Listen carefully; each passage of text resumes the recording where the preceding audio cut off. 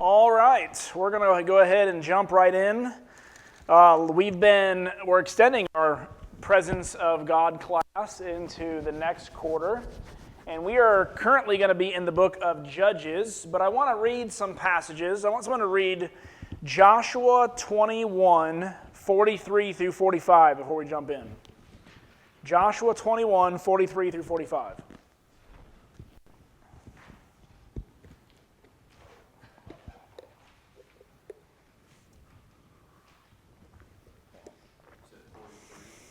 Yep.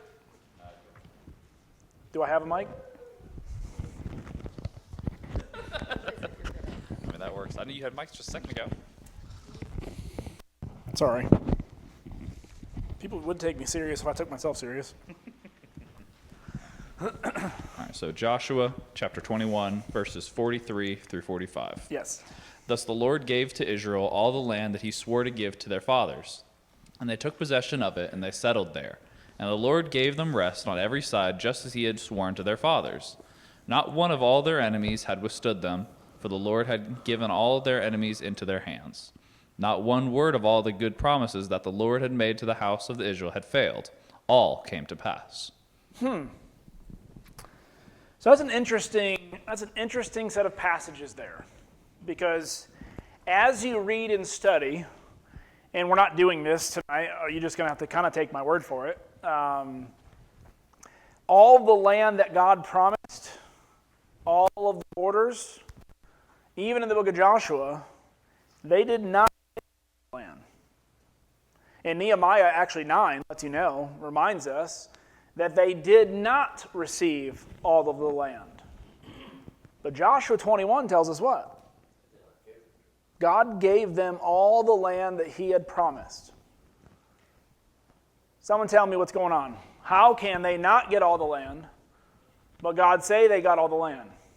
Because the land he promised them, they didn't take over. They didn't do what they needed to do. So even though he gave it to them, they messed up and didn't get all of it. It's their own deal, not on God. Okay, so part of it is God gave it to them, but they didn't take it. But it says they possessed it, all the land that God promised. But we know they didn't receive all of the land. There were several tribes that didn't conquer all of the cities that they were promised. Anyone else? Have an idea? Having not really studied too much of it, this part of it myself, was there a point where he had, of course, promised all these things, and then they did something that made him say, okay, because you've done this, now this is all that you get? Close.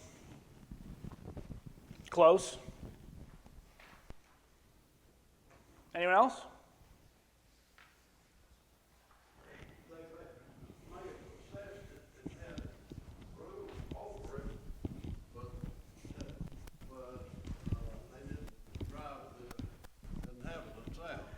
Okay, so say that again in the mic.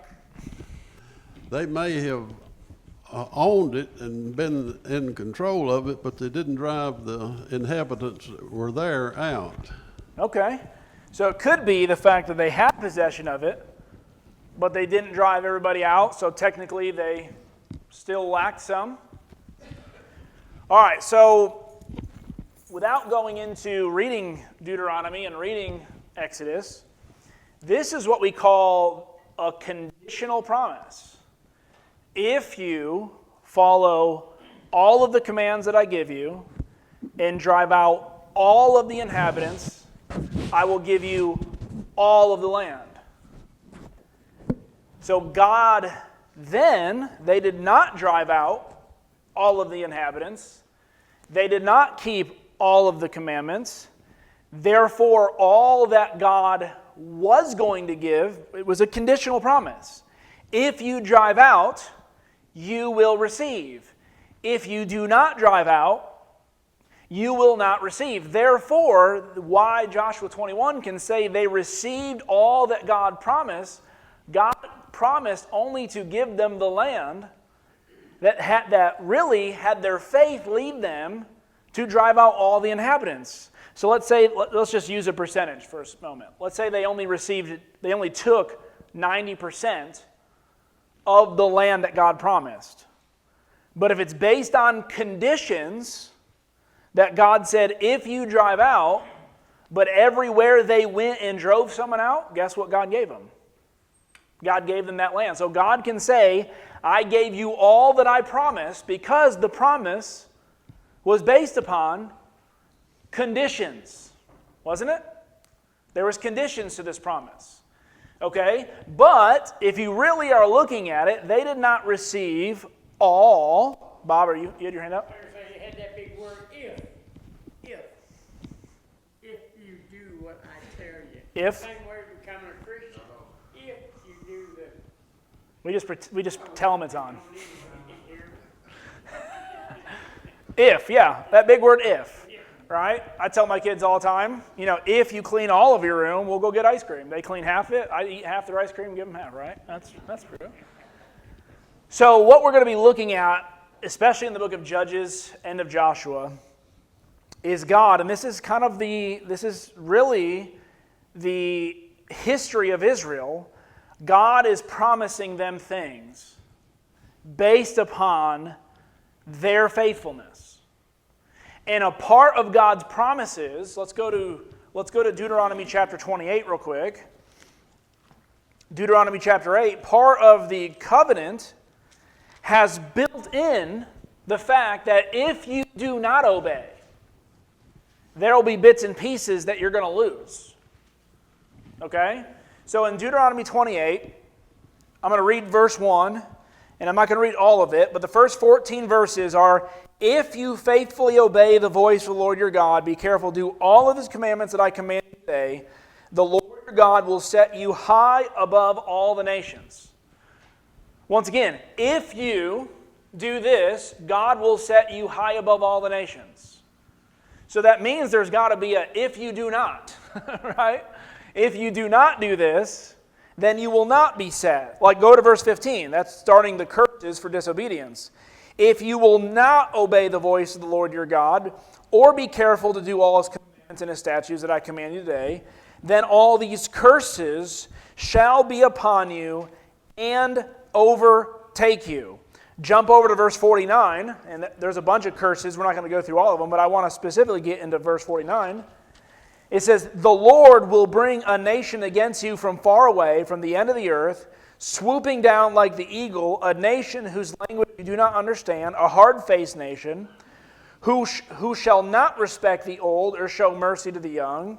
It shall eat the offspring of your cattle, the fruit of your ground, until you are destroyed. It shall also leave you your grain, not leave you your grain, wine, or oil, the increase of your herds or the young of your flock, until they have caused you to perish. They shall besiege you in all of your towns, until your high and fortified walls in which you trusted. All right, and we can keep reading and reading and reading. But the point is that a part of God's presence is, we've talked about this before, there's the blessing of the covenant and the curse of the covenant.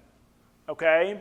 Now, when God is protecting Israel, what is God's major purpose in protecting Israel? What is his main stake in protecting Israel?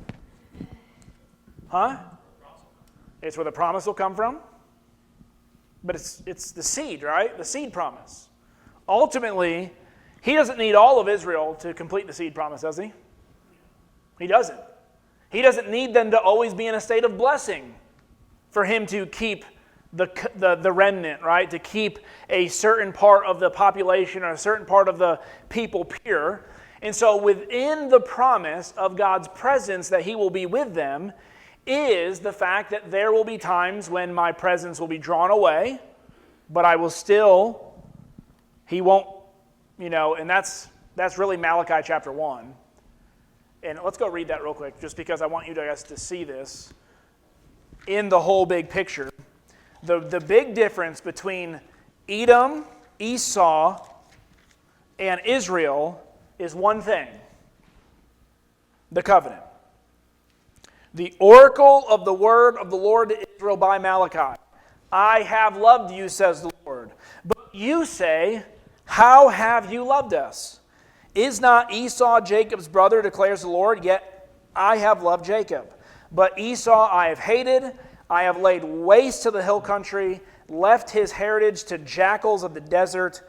If Edom says, we are shattered, but we will rebuild the ruins, the Lord of hosts says, they may build, but I will tear down. They will be called the wicked country, and the people with whom the Lord is angry forever. Your own eyes shall see this, and you shall say, great is the Lord beyond the border of Israel. Wow, that seems pretty harsh. But God's making a point. Esau was not brought into, as we brought up before, the chesed covenant, which means they can continue to try, we're going to rebuild. Well, God will tear them down and tear them down, especially because of their wickedness. But Israel, if they want to rebuild and they call out to God, what has God always done? He's rebuilt them. Not on their strength, but based upon His strength. Based upon His promise of His presence with Israel. But the book of Judges is kind of the beginning of the end, really, for Israel. Okay? Because we're going to get about 500 years of history in the book of Judges. So when you read these next 24, I think it's 24 chapters, you got to realize you're reading about 400 years worth of history. Then you get into 1st and 2nd Samuel, 1st and 2nd Kings, and 1st and 2nd Chronicles. Guess how many years of history that is? About 80. About 80 years of history you're reading. And how much more pages of the book does it take up? A lot more pages, right? And then you get into the prophets. And the prophets cover a couple hundred years, right? But the prophets, the period of the prophets is them calling out Israel for their sin. Then you get the 70-year captivity. And then you get maybe 10 years worth of history after. And then nothing till the time of the Messiah. Do you see that picture? All of the Old Testament really is focused on about, you could probably add up all the times where God zooms in the story. You're looking at a period of maybe 120 years of what we're reading about. Right? Of when you're actually zoomed in on a story. But a lot of history happens and God picks out stories and He spends a lot of time talking about them. But what you're seeing in the book of Judges is really why Israel is going to eventually fail and why God needs to do something more than human judges and human kings is what we're going to be looking at. That's really the story of the Old Testament. Human judges will come, but every single one of these human judges we're going to read about, were they perfect? Were they men of valor and, of good moral? They weren't. And yet God's got to choose from these kinds of people to save Israel. So let's go back to the book of Judges real quick. All right, I'm going to ask you a question. Why does God want Israel to worship Him and Him alone? There's several reasons. Why is God so concerned that Israel would worship God and God alone? And not all these other foreign gods. Okay, so He's the only true God, right? He's the God of Israel, which, He's a jealous God. I'm saying also to show that following God will give you blessings that the other countries will not get. Okay, so following God grants blessings. Anything else? They were made to be an example for the other countries. Okay. An example of their worship of God. So one, how can you be a light to the world, right? If you're acting like the world, there's that.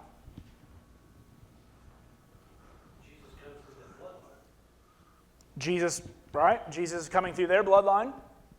Anyone else? What do you think the philosophies and the code of ethics are for the foreign god of the Macedonians and Canaanites? Do you think it was honor your father and mother? To love your neighbor? To treat your wife with... No. You go and look at part of it, and what we're going to see here in Judges chapter 2, if you follow these gods, guess what kind of nation you're going to have? One that's run by evil and wicked men, one that's run by selfishness and greed, right? It's the same reason why when they come to Samuel and they say, hey, give us a king. You don't want a king, but we want to be like the other nations. Well, let me tell you what this king will do. He will take your sons and daughters. He will tax you, right? All the things that will happen. That's just the nature of it. And it will get worse as this person, depending on this person's level of faithfulness to God. Might have a good one every now and then, but does anyone know about how many good kings we had out of about 30? 2? Well, there was probably 7 that were called good, only 2 that were called good without having anything bad. So out of 30 kings, you got 2 that were like David without having anything real negative to say about him. Okay? So you don't want to be led by human authorities. And actually, we're going to get into that story tonight. But someone read Judges chapter 2 in the first 3 verses. Judges 2. Now, once again, historically, we have taken the promised land. We have taken all of the land that God is going to give them. Okay? Not all the land that was promised in totality. Someone read the first 3 verses. Now the angel of the Lord went up from Gilgal to, Huh? I don't know what that word. Mine's Bacham. And he said, I'm not I Hebrew. brought you up from Egypt and brought you into the land that I swore to give to you, your fathers, he said. I will never break my covenant with you, and you shall make no covenant with the inhabitants of the land. You shall break down their altars, but you have not obeyed my voice. What is this you have done? So do you see the constant, right there, do you see the constant state of flux that Israel is putting God in? Hey, we made a covenant together. I told you I would give you everything, every blessing under the covenant that I could possibly give you, and I won't break it. I've already taken you up out of Egypt. I've brought you up out of Egypt. You've seen this work. You just literally went and fought battles that you would not have won without me. Like when they conquered the promised land, you go read it. The Lord was with them. The Spirit of the Lord was with them. How they won those battles, God was with them. And these are the same people that won these battles. And the moment they get settled in the land, what happens when people settle? You get complacent. Every single time we have a settling in Scripture, people get complacent. It's almost as if hardship brings about righteousness. Hardship and suffering and trials brings about character, right? Romans chapter 5 talks about that. And the moment we get comfortable, we no longer have to put in the effort. And when you're not putting in the effort, what happens? That just goes to show you never stay constant, do you? You're either growing or you're dying. That's what we say, right? You're either growing or you're dying. If you're not growing, you're dying. You're not going to have this staying constant. No matter how hard you try, your faith will weaken if you're not putting the time and effort into it. Now, the amount of time that takes may alter, right? He says, but I will not. And so look at verse 3. So now I say, I will not drive them out before you. That was one of the promises that God made. I will drive out the inhabitants. Remember Joshua chapter 1. Everywhere your foot goes, I've already given you. And God's saying that promise stops now. You are no longer just going to be able to show up to a place and drive out the inhabitants as easy as you have been able to do. Actually, now when you go to try to drive out the inhabitants, what's going to happen? I mean, these people have just been fighting wars and battles for the last probably 20 years in the book of Joshua. They're not noobs, as we'd call, right? They're not noobs when it comes to fighting. And now all of a sudden they're winning battles, and now they can't win one.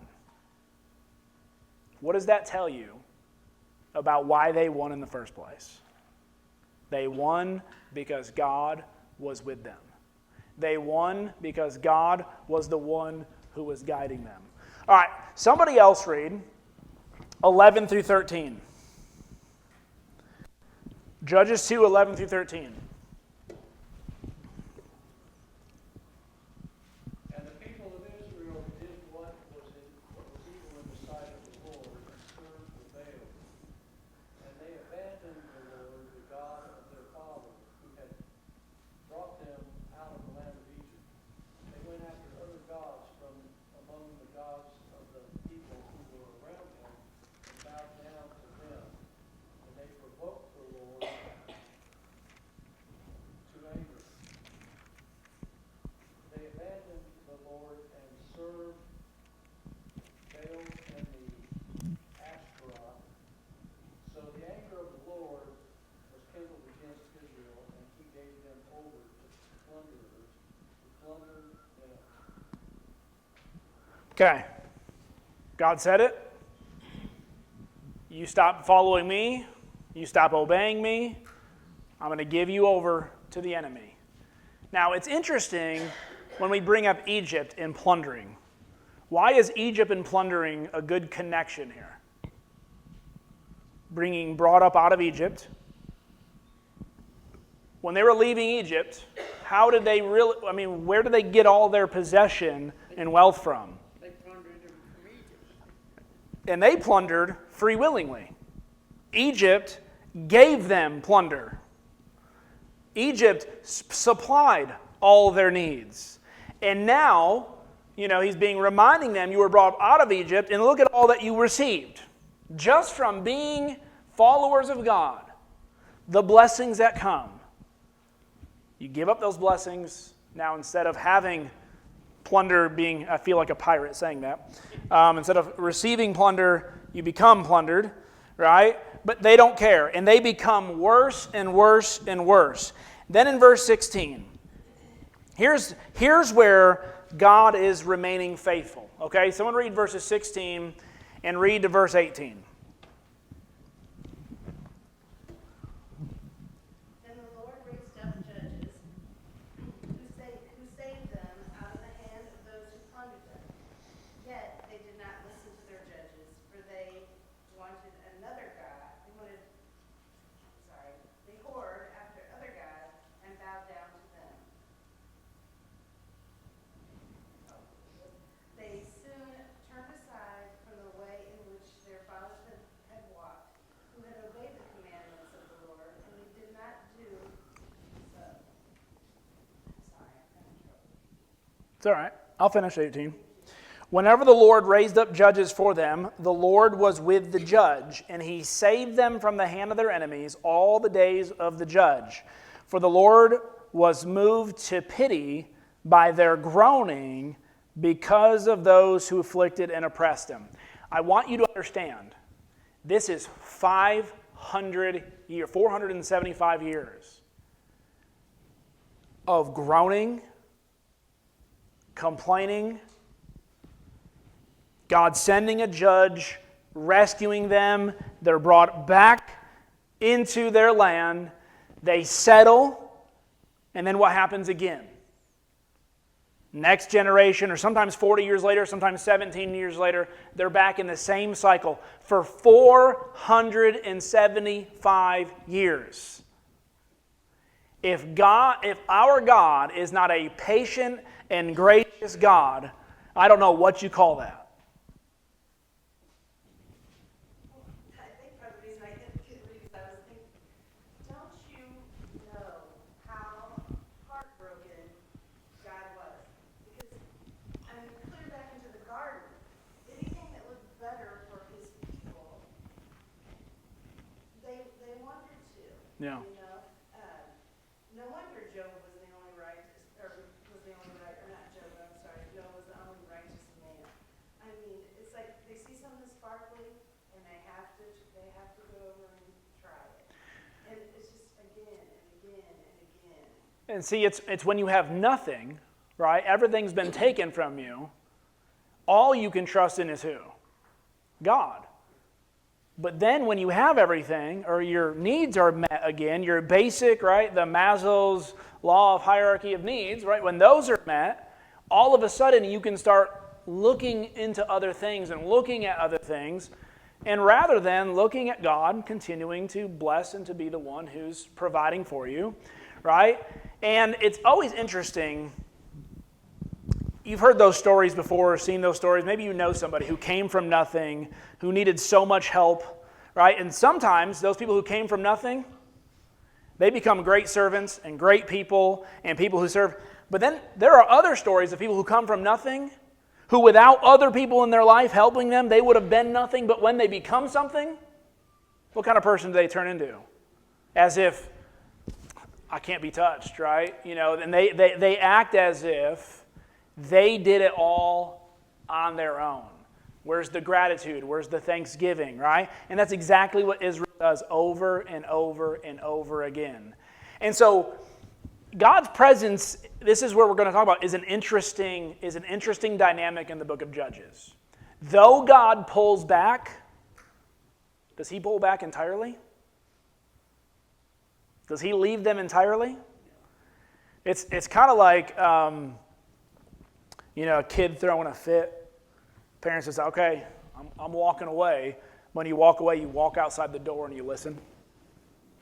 Right? You're not actually leaving and walking away. You're wanting them to feel the separation. But let me tell you, if you heard something going on where they were in danger, what would you be doing? You'd be right back in that room. Right? And so the feeling of separation is not that God is just this wishy-washy God. Oh, you're serving me? I'll be with you. If you're not serving me, I won't be with you. He is trying to teach them a lesson. He's wanting them to become the best people that they can be. And the only way they can be the best them is knowing that, one, they got to be humble enough to realize, how did we get here? Who brought us here? What was our beginnings? And who's maintaining us? And I think if we ever forget that, if we ever forget who's, even in this church building, right, let's make some application. If we ever forget who's maintaining the growth and the spirit and the maturity here in Lenore City, if we ever forget that it's God.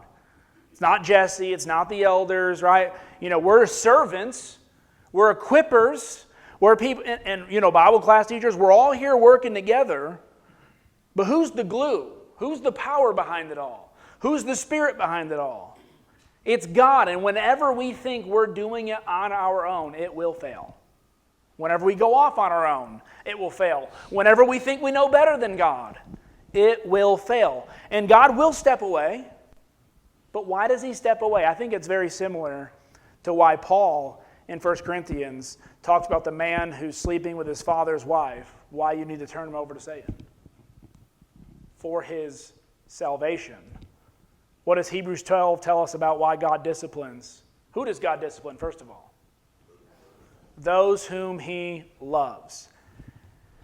Now, I want to bring in an interesting conversation real quick. You could say being in God's blessings is heaven, and being out of God's blessing is hell. That's ultimately, really, when you get down to, that's what separates heaven and hell, right? God is there in heaven. Hell is where God is not.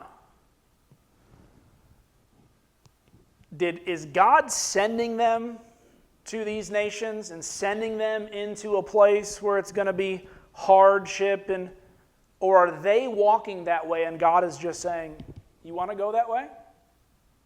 I will remove my hedge of protection. Before, these people wouldn't have been able to even come close to you. You would have won battles that are just, for everybody else, it would have been, they're not using the battle tactics. That's not why they're winning. They're winning because God is with them. And the moment he removes his hedge of protection, they're walking straight into hell themselves. Hell is the lack of God's presence and blessing. And ultimately, so why does God send people to hell? He doesn't send people to hell. They walk that way. He's calling and saying, hey, don't go there. I'm here. I'm ready to protect you. I'm ready, right, to bless you. Are you willing to listen? Are you willing to heed? Are you willing to obey? And so, that's what we're looking at. I want to read one more little passage here. Let's go over to Judges chapter 6. Judges chapter 6. And I'm going to read the first verses 11 through 15. And I want you guys to be thinking about what we've been talking about and come up with some insights. I'll ask some questions. Now, by the way, they're being oppressed by the Midianites. Okay? They are in the low, and Gideon is going to be the judge that rescues them. But I want you to see Gideon's reaction to being the judge of God. Now the angel of the Lord came and sat under the terebinth at Ophrah, which belonged to Joash the Abiezrite, while his son Gideon was beating out wheat in the winepress to hide it from the Midianites. So Gideon is living under the oppression of the Midianites, and he's beating the winepress, and he's doing things in secret so they won't be plundered. And the angel of the Lord appeared to him and said, "The Lord is with you, O mighty man of valor." Now, before we keep reading, if you heard the angel of the Lord come and say, "The Lord is with you," what's your response? What's your response? Really? Me? Right? Especially for an Israelite, the Lord is with you means that you're a man who's blessed. What is Gideon currently doing right now? He's living an oppressed life and he's hiding. So when Gideon is saying, and what he's about to respond is, really?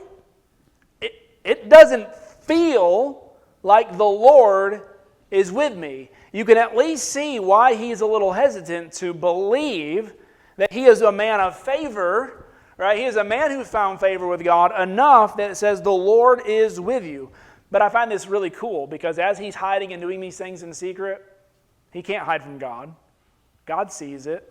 God sees what he's going through. God knows what's going on, right? So watch this. And Gideon said to him, "Please, my Lord, if the Lord is with us, why then has all this happened to us?" And isn't that a question we ask? God, I've been praying. God, I've asked. If I'm really, I'm a Christian, and you said if I ask in your name, why is this happening to us? You see, not every person in Scripture has these great prayers like Elijah, and the rain stops for 3.5 years. Some have prayed, and what does he feel like? His prayers have not been answered. You think Israel stopped praying to God? You think Israel hasn't been calling out? You think Gideon, while he's secretly doing the winepress, hasn't been, "Lord, rescue us"? And then he hears a voice, "Hey, Lord, if you're here, why am I here? If you're here, what am I doing? Why are you not with us?" So watch. He says, "And where are all his wonderful deeds that our fathers recounted to us, saying?" And I love this because, once again, I tell you, and I've said this before, most of Israel's history does not see the great miracles of the Moseses. They have the stories just like we do. They did not witness the great, wonderful works and deeds of God in the way of, the way we think of it. He says, "I've heard stories of your wonder." I've heard, this is probably about 100 years since they've taken the Promised Land, by the way. Gideon's about 100. That's your 6 chapters, and you've read 100 years worth of history. So he was not here during the Promised Land. I heard you're a wonderful God. I heard you do awesome things. But I haven't seen it. So do you see why he's having a tough time? Wondering if God is actually there? Who is this voice? Did not the Lord bring us up from Egypt? But now the Lord has forsaken us and has given us into the hand of Midian. And that's an interesting point. Has the Lord forsaken them? Or did they forsake the Lord?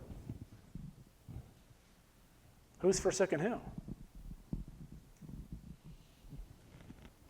And the Lord turned to him and said, Go in this might of yours and save Israel from the hand of Midian. What is the might he's talking about? Go with this might of yours. Faith, maybe? Who is he talking back to? I mean, who is he speaking to? The angel of the Lord has appeared, which makes other men do what when they see the angel of the Lord? They bow down in fear, in terror. And this man is going, You really with me? Haven't seen you. I heard about your great wonders and deeds. You really here? And God says, I want that spirit. I want that. And go work for me. Isn't that cool? Right? So our stubbornness, and Israel kind of talked about this in his sermon, right? Right? Taking that stubbornness or taking, those parts about us that sometimes make us not the best people, taking those same attributes that we could use for, talking back to God or being stubborn. I want you to take that might, take that attitude, and I want you to work for me now. And that's exactly, by the way, blessed are the meek. That's that word. Right? The meek are those who are not weak, but those who have strength under control. You take all of your attributes and now you're going to use it to serve God. But watch what he says. And he said to him, Please, Lord, how can I save Israel? Behold, my clan is the weakest in Manasseh, and I am the least in my father's house. Is this like a repetitive story on repeat? Of people who get called out by God to go do something great. Can't you find someone else? And this is what I want us to take away the last couple minutes. You don't have to be someone great in the eyes of the world to do great things for God. You just have to have a great God working behind you. He's not asking you because you're a great speaker, because you're this intellect, or because he wants faith. Faith will move mountains. Faith of a mustard seed, you can say what? To this mountain, to get up and go over here. Why? Because your faith is in the God who made that mountain. Those mountains bow down to God, right? That's what the psalmists talk about all the time. Those mountains sing out. They bow down. And so he's asking Gideon, I want you to go, but I will be with you. He says, I will be with you, and you shall strike the Midianites.